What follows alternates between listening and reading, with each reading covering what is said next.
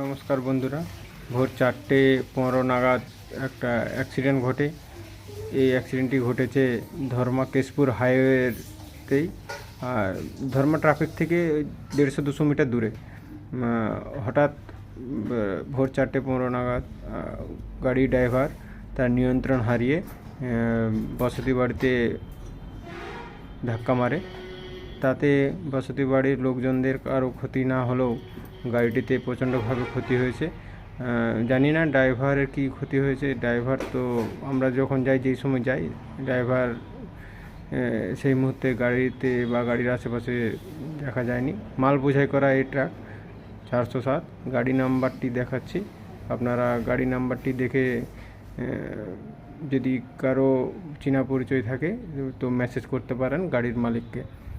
আর খুবই ভয়াবহ অ্যাক্সিডেন্ট, বিপজ্জনক। দেখুন গাড়ি নাম্বারটি, আর দেখুন কিভাবে অ্যাক্সিডেন্ট করেছে। ইলেকট্রিক পোল আর বাড়ি তার মাঝে